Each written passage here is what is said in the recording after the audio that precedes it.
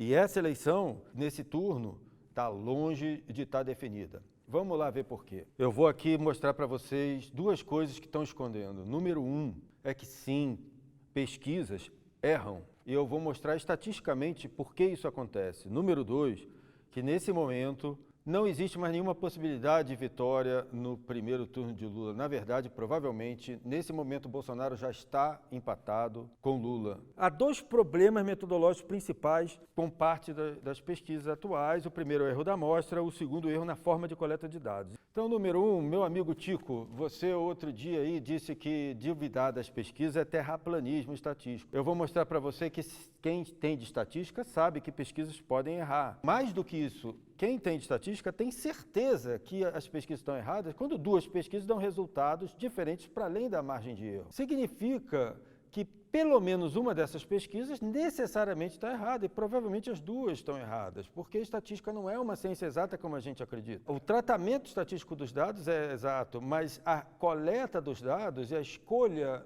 do instrumento para coletar e do perfil dos dados que você vai coletar, a escolha da sua amostra não é uma ciência exata. Tem uma distorção que dá bem para medir como vai dar na pesquisa, é o problema da abstenção.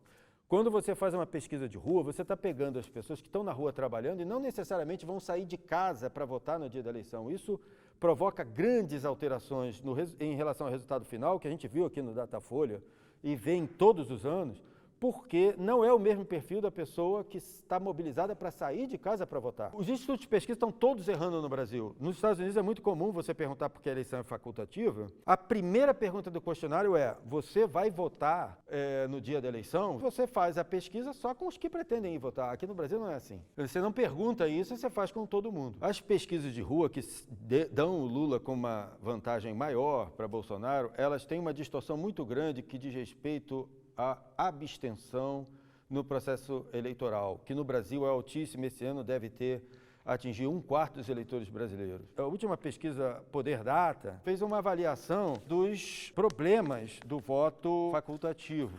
Ela perguntou para os seus entrevistados que se pretendia ir votar no dia da eleição. E olha que curioso, entre os que vão votar com certeza, Lula e Bolsonaro já estão praticamente empatados. E entre os que dizem que podem até ir votar, mas não com certeza, metade desses votam no Lula e o resto vota nos outros candidatos. Só 22% desses que podem ir votar, não sabem se vão votar, votam no Bolsonaro. Então, isso aqui, para uma abstenção que no ano retrasado da eleição presidencial foi 22%.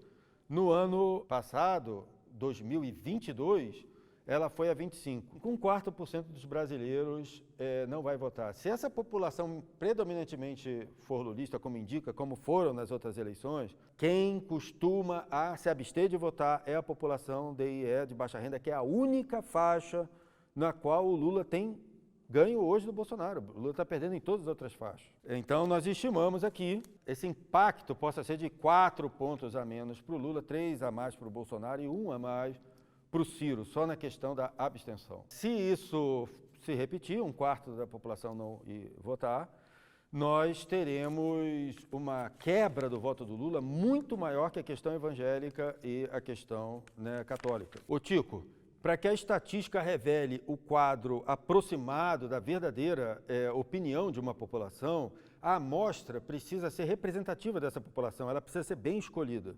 Ela precisa estar representando adequadamente setores que têm opiniões, por exemplo, muito diferentes. O que acontece no Datafolha e no IPEC é que há uma subrepresentação da população evangélica, porque eles estão comparando essa adequação da amostragem deles em cima do censo de 2010. E nós estamos em 2022, não fizemos censo em 2020, por isso os dados não são atualizados. No censo de 2010, vocês sabem, todo mundo sabe no Brasil, que a população evangélica tem crescido absurdamente. No censo de 2010, eles eram 22%, 22,2% da população. E é com essa baliza que eles estão fazendo a pesquisa, comparando a adequação da amostra que eles coletaram. No entanto, a contar com a trajetória exponencial de crescimento da população evangélica no Brasil, provavelmente, nesse momento, eles já estão em torno de 28%. Muitos especialistas estimam isso. Certamente, eles estão muito mais do que 22%, e os católicos muito menos do que 64,6%, que foi o que deu no censo passado. Por que eu acho que a pesquisa IPEC e a pesquisa Datafolha estão particularmente erradas em relação às outras pesquisas. Não basta ser confiável, não basta só não fraudar. Há uma distorção muito grave de amostra no Datafolha. O que a gente tem hoje, e o IPEC e o Datafolha mostram? Na população evangélica, o Bolsonaro tem quase o dobro de votos do Lula. E na população católica, o Lula tem quase o dobro de votos do Bolsonaro. Se você adequa essa amostra para a população como ela é hoje, nós temos resultados muito diferentes. Aqui, se a proporção atual você fizesse em 28% da população, a vantagem na eleição devida só aos evangélicos do Bolsonaro em relação ao Lula seria de 6% e não 4,5%.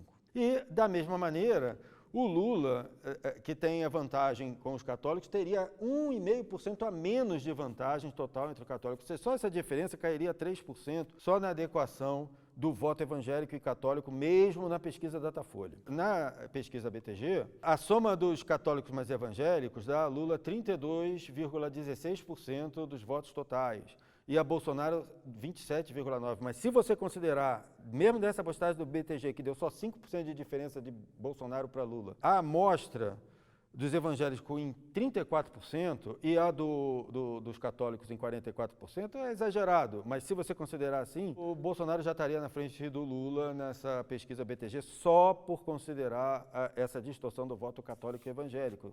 Estaria 30,01% Bolsonaro, 29,96% Lula. Estamos subestimando o voto evangélico, superestimando o católico e subestimando e não considerando o efeito da abstenção nas eleições. Existe uma outra tendência que mostra que vai ter segundo turno, ou seja, apesar de não se refletir nos índices de primeiro turno, tanto a BTG quanto o Datafolha mostram que a aceitação do Ciro está subindo e a proporção da disputa com ele, por exemplo, o Bolsonaro, tem subido. O Ciro tem aberto distância em relação ao Bolsonaro. Já o Lula tem diminuído a distância em relação ao Bolsonaro nas simulações de segundo turno, tanto do BTG quanto do Datafolha. Isso indica uma trajetória de queda do Lula e de subida do Ciro em relação a esse potencial de voto com o Bolsonaro. E vejam bem, o Ciro já tem o mesmo, está empatado na pesquisa BTG, por exemplo, tem a mesma distância do Bolsonaro, bota tanto distância do Bolsonaro no segundo turno quanto o Lula. Só que a distância do Lula para o Bolsonaro está caindo e a do Ciro para o Bolsonaro está subindo. Se o Lula arrancasse todo o voto que tende a mudar do Ciro hoje, isso não dava nem 1,5% para ele, não salva ele de disputar o segundo turno. Se ele conseguir superar a gente, ou o Bolsonaro conseguir superar a gente, sabe por quê, minha gente?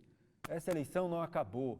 Existe uma coisa muito básica de 2014 para trás com o advento das redes, é que a campanha cada vez mais ficou instável e concentrada nos últimos dias das eleições. A gente sabe que 50% das pessoas decidem o voto na última semana e mais o resto de 10% decide no último dia em quem vai votar.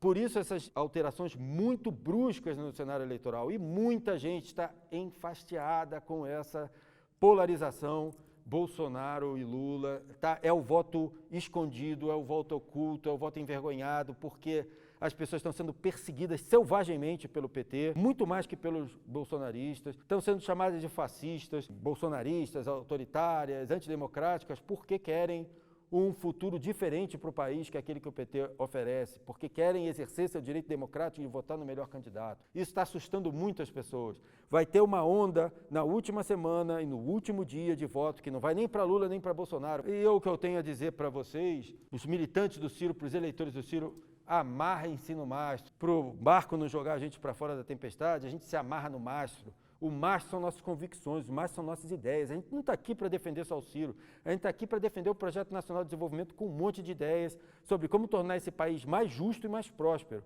E para a gente fazer essas ideias serem discutidas e aceitas como a gente fez e pautou todo o debate político do país, a gente precisa que Ciro Gomes tenha a maior quantidade de votos possíveis no primeiro turno. O que isso tudo quer dizer? Vamos concluir aqui. Hoje, a gente acredita que já haveria empate entre Lula, não é segundo turno, é empate entre Lula e Bolsonaro. Além disso, nós estamos vendo o efeito da campanha negativa e da lembrança de todos os escândalos de corrupção que foram reais do PT. E o meu amigo Tico, não cai nessa, cara. Essa eleição já não tem mais nenhuma possibilidade de ser decidida no primeiro turno. Essa eleição vai ser decidida no segundo turno. E essa estratégia do PT com o Ciro é suicida.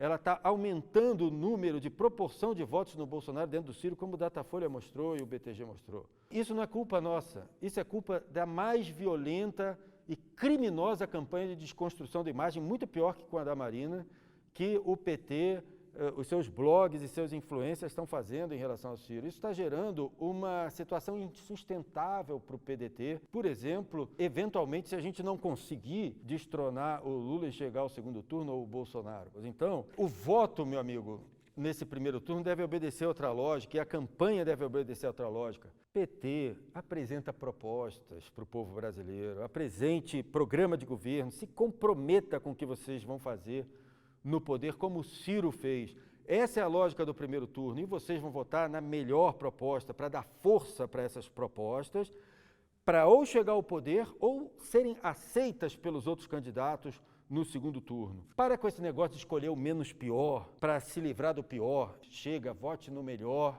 vote com a sua consciência, porque essa eleição, meus amigos, já vai estar no segundo turno. E se Deus quiser, e nosso trabalho e seu voto permitir, o Ciro ainda pode estar lá.